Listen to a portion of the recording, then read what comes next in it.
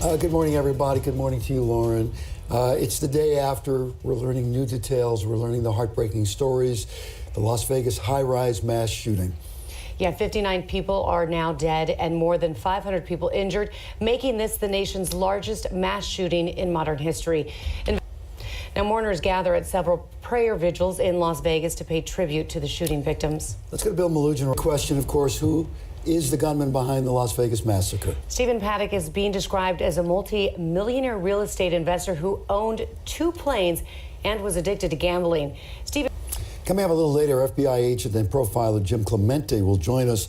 He'll give us his insights on Stephen Paddock. And again, what is so, at this point, unfathomable is he doesn't seem... That's why everyone is just trying to figure this out, because he doesn't. All right, as we turn our attention to the hundreds of victims of Sunday night shooting, Zoran Adamji joins us live. Now, singer Jason Aldean sent out a new message today in the aftermath of the tragedy. Over the last 24 hours. And everybody's trying to get a scenario here where Democrats, Republicans, blue state, red state, with this massacre. We just don't know right now. There's no political message yet. No answers to any of the questions. That's right. But as Jason, you know, he was the last person on the stage, and, you know, as heard from friends, that he's still in shock, as you can imagine. Well, you know, you saw his face, not fireworks. Right. And he runs off the stage. Also, of course, among the victims, a kindergarten teacher, mother of 2 from Palmdale. Gigi has that story. Can you imagine those kids come into school? What do you tell the kids this morning? And they're... What do they know? And each kid this morning. Yeah, later on today, this morning, we're also going to talk to a therapist to help you guys how to talk to your kids about this tragedy.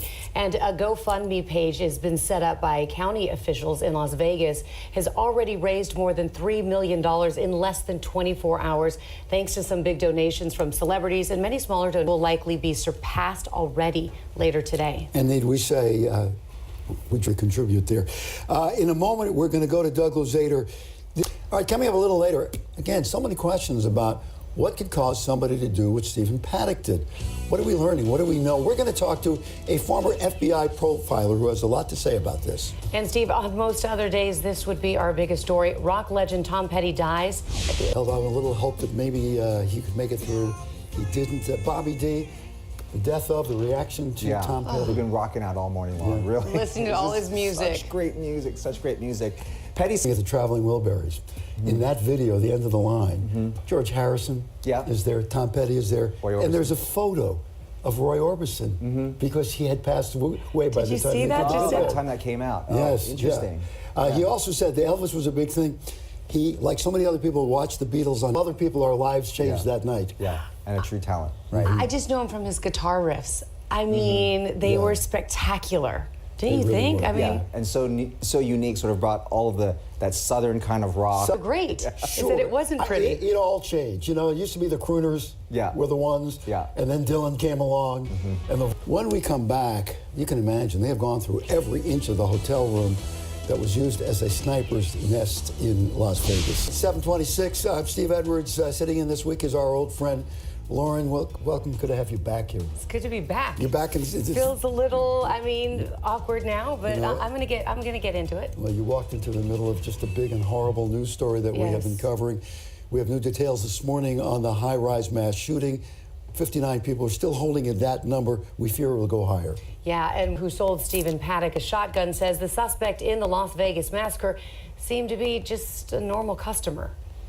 Oh, wait, we better look at this customer. There might be a question here. He said, none of us. We all looked at him, and we had no sense of it whatsoever. Yeah, they were saying that they see like little quirks in people that they're like, okay, let's just take a minute, and they saw nothing in this gentleman, nothing. Let's go back to Vegas. Zoran Adamji is the model. Let's check on it. We've been looking into this. A lot of shows were canceled last night. Cirque du Soleil canceled their show. Yeah, for a time being. I mean, I still feel nervous. I still, and I have nothing. It's going to start feeling more like fall. Just for the next several days. Summer's coming again. Yeah, just a little bit. Hey, you know, in the middle of all the horror of Las Vegas, some incredible stories of kindness, generosity, and courage. So true, and displays of heroism. We're going to have more stories on that when we come back. We've been hit with lately, you know, all of the hurricanes, Houston, Florida. Earthquake in Mexico. Yes, there's continues. been so much. Hal Eisner is in Las Vegas covering the aftermath of the Vegas shooting. And what we found was a lot of kindness, humanity, and heroism. He shares some of those stories.